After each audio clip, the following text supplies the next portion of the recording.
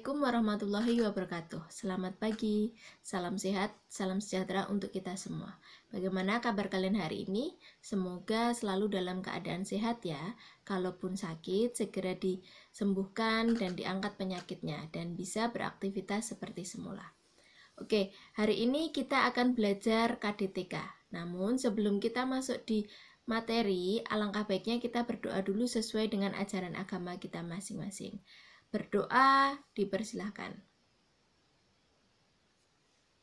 Selesai.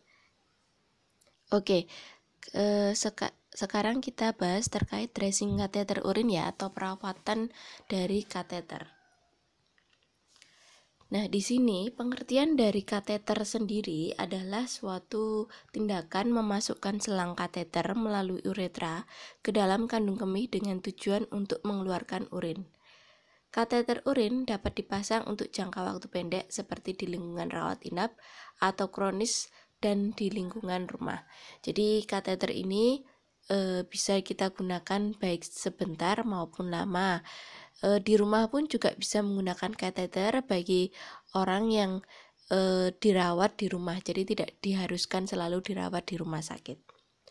Oke, selanjutnya perawatan kateter atau dressing kateter itu adalah suatu tindakan dalam memelihara kateter dengan antiseptik untuk membersihkan ujung uretra dan selang kateter bagian luar serta mempertahankan kepatenan posisi kateter. Jadi ada beberapa orang yang terkadang kateternya bisa tersangkut atau bisa keluar atau lepas, ya itu harus kita lakukan perawatan.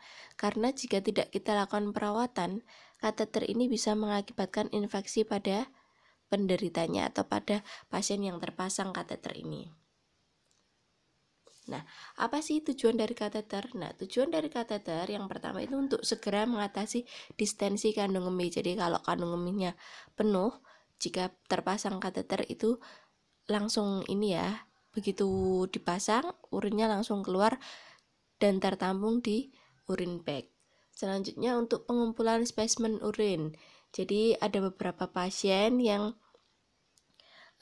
akan dicek urinnya. Ketika susah itu bisa kita ambil dari urin bag seperti itu. Untuk mengukur residu urin setelah miksi di dalam kandung kemih, untuk mengecek ada tidaknya racun yang ada di dalam tubuh pasien. Yang keempat, untuk mengosongkan kandung kemih sebelum dan selama pembedahan. Jadi kalau ada operasi biasanya dilakukan pemasangan kateter, fungsinya agar ketika dioperasi pasien tidak buang air kecil ya, jadi air kecilnya tertampung, urinnya tertampung. Sedangkan tujuan dari perawatan kateter sendiri yaitu menjaga kebersihan saluran kencing, mempertahankan kepatenan atau fiksasi kateter. Jadi kateter itu kan ada balonnya ya di dalam, jadi dikunci dengan menggunakan balon. Ketika tidak kita lakukan perawatan, bisa jadi balon itu mengempis atau bisa jadi balon itu pecah, sehingga menyebabkan selang kateter keluar. Nah, selanjutnya adalah mencegah terjadinya infeksi, mengendalikan infeksi. Jadi kalau tidak kita bersihkan, otomatis bakteri, kuman itu masih menempel di kateter tersebut, di saluran uretra. Nah, di sini ada jenis dari kateter. Ada kateter tidak bercabang, jadi hanya ada satu lubang saja, dan ada two-way kateter yang selain memiliki lumen mengeluarkan urin juga terdapat lumen untuk memasukkan air guna mengisi balon. Jadi kateter ini bisa buat kunci. Three-way kateter yang terdapat satu lumen yang berfungsi untuk mengalirkan air yang dimasukkan ke dalam selang infus, biasanya dipakai setelah operasi prostat. Nah, ini nanti kita akan lihat gambarnya. Nah, ini loh. Nah, yang warna oranye ini ya. Yang ini, yang oranye itu adalah yang satu ya. Yang tadi kan ada tidak bercabang. Nah, yang paling kanan itu adalah tidak bercabang. Nah, sampingnya itu yang dua. Yang satu itu untuk urinnya ya, yang Yang lurus itu untuk ringnya, yang bercabang, yang cabangnya itu adalah untuk ngunci ya. Jadi ngunci agar balonnya itu berkembang ya. Seperti itu untuk mengunci. Nah, yang sampingnya itu adalah yang three away itu ya. Jadi ada 3 cabang. Ada 1 cabang, 2 dan 3 cabang seperti itu. Perawatan kateter menetap. Nah, biasanya perawatan kateter ini dilakukan untuk pasien-pasien yang terpasang kateter secara menetap. Maksudnya menetap di sini adalah dalam jangka waktu lama. Nah, banyak minum. Hal yang perlu diperhatikan untuk merawat kateter menetap. Yang pertama, pasien harus banyak minum sehingga urinnya cukup ya. Yang kedua, mengosongkan urin bag secara teratur. Jadi kalau urin bag sudah penuh, lalu kita kosongkan dengan cara membuka. Mungkin kemarin yang sudah praktek di rumah sakit atau klinik yang sudah menemui pasien yang terpasang kateter, kalian pasti tahu urin bag itu yang mana. Wah, urin bag itu adalah yang terisi oleh air itu ya, oleh urin ya.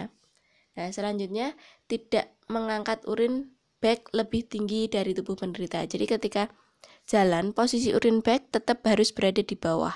Ya, kalau berada di atasnya, nanti urin itu akan kembali lagi. Yang keempat, membersihkan darah, nanah, sekret, periuretra, dan mengolesi kateter dengan antiseptik secara berkala. Nah, itu tujuannya untuk menghindari terjadinya bakteri infeksi di dalam saluran urin. Ganti kateter paling tidak 2 minggu. Nah, karena menetap, jadi selama 2 minggu itu harus diganti ya. Karena takutnya nanti kalau sudah 2 minggu nanti bisa mengakibatkan infeksi lebih parah. Selanjutnya ada tipe dan ukuran. Ada tipe nelaton, ada atau Foley strike catheter dan Foley catheter atau kateter terapi Foley. Kateter sementara, kateter nelaton, kateter. Nah, ukurannya itu jadi kita harus menyesuaikan pasiennya. Jadi ukuran kateter itu untuk wanita 14 sampai 16. Nah, di sini kalau biasanya itu 14 itu kecil ya. Kalau di sini terbalik. Jadi 16 itu yang kecil, 14 itu yang besar. Laki-laki dewasa 18 sampai 20 ya. Anak-anak kateternya 8 sampai 10. Panjangnya ini untuk wanita 3,7 sampai 7 cm, kalau untuk pria 14 sampai 20. Kateter yang masuk 5 sampai 75 cm, yang pria 15 sampai 22,5 cm. Yang diberi jeli, jadi sebelum dimasukkan itu kita harus memberikan jeli terlebih dahulu agar selang itu masuk ke dalam saluran kencing itu ini ya, tidak perih, jadi licin kalau dikasih jeli. Nah, ini untuk pemasangan kateter pria. Jadi tangan kiri memegang penis. Oke, tunggu. Untuk pemasangan kateter itu sifatnya adalah steril. Jadi perawat harus menggunakan sarung tangan steril ya. Tangan kiri memegang penis dengan posisi tegak lurus. Penderita sambil membuka orificum. Ya, tangan kanan memegang kateter, memasukkan secara perlahan dan hati-hati bersama penderita menarik nafas dalam. Kaji kelancaran pemasukan kateter. Jika ada hambatan, berhenti sejenak, kemudian dicoba lagi. Jika masih ada tahanan, dihentikan. Menaruh nirbagen atau bengkok di bawah pangkal kateter sebelum urin keluar. Masukkan kateter sampai urin keluar sedalam 5-7,5 cm dan selanjutnya dimasukkan lagi, ditambah 3 cm untuk dilakukan penguncian. Nah, ini ya. Ini sebelum kita melakukan, kita kasih jeli terlebih dahulu, lalu dimasukkan. Nah, setelah masuk, ketika sudah keluar urin, baru dipasang balon. Balonnya itu dengan udara ya. Nah, itu dilihat nomor 4, itu adalah penguncian dari kateter. Untuk perempuan, untuk wanita, karena ada labia mayora minora, nah untuk tangan kiri membuka labia minora, tangan kanan masukkan kateter. kaji kelancarannya, sama seperti yang untuk laki-laki, yang untuk perempuan juga harus dikaji dulu urinnya. Kalau keluar dilanjutkan, kalau tidak keluar kita perhatikan terlebih dahulu. Nah, ini ya untuk perempuan. Nah, untuk perempuan bagian ureter adalah bagian yang atas. Sama, diberi jeli juga. Terus nanti juga dikunci. Nah, ini indikasinya. Indikasi dari perawatan kateter ya, dressing kateter. Klien mengalami retensi urin baik akut maupun kronis. Jadi untuk pemasangan kateter kita harus perhatikan ini. Monitoring urin output pada operasi besar, obstruksi uretra, pasien inkontinensia berat, pengosongan kandung kemih pada wanita yang akan melahirkan, serta pasien yang mengalami disorientasi berat. Sedangkan kateterisasi sementara dapat digunakan untuk penata laksanaan jangka panjang pada klien yang mengalami cedera medula spinalis. Oke, kita lanjutkan ya. Untuk kontraindikasinya, jadi kateter tidak boleh dilakukan pada pasien yang dicurigai adanya trauma uretra yang ditandai dengan gejala keluarnya darah dari uretra. Jadi untuk pasien yang mengalami masalah pada uretra itu tidak diindikasikan untuk dilakukan pemasangan kateter. Adanya hematom yang luas pada daerah perineal serta adanya perubahan letak prostat pada colok dubur. Selain itu, pasien yang mampu berkemih secara spontan tidak boleh dilakukan pemasangan kateter. Jadi untuk pasien-pasien yang sudah bisa buang air kecil sendiri itu tidak perlu dilakukan kateterisasi. Hal yang perlu diperhatikan dalam perawatan kateter, ini ya tadi sudah dijelaskan ya. Oke, selanjutnya ada SOP dari kateter ya. Kemarin sudah saya kirim videonya. Nah, semoga kalian sudah memperhatikan videonya. Nah, untuk selanjutnya ini adalah prosedurnya. Prinsipnya hampir sama. Ada tahap persiapan alat, prainteraksi, orientasi, kerja, dan terminasi. Nah, di sini ada perbedaan antara wanita dan laki-laki.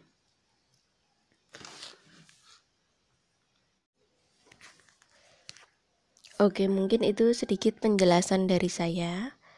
Nah, nanti jika ada yang merasa kesulitan, kita diskusikan bersama ya. Jangan lupa untuk selalu menjaga kesehatan agar kita bisa kembali lagi seperti semula agar pandemi ini segera berakhir ya. Oke, prokesnya tetap selalu dipertahankan. Gak usah kemana-mana kalau gak ada yang penting ya. Saya akhiri dulu pertemuan kita lanjutkan di Google Classroom ya. Wassalamualaikum warahmatullahi wabarakatuh.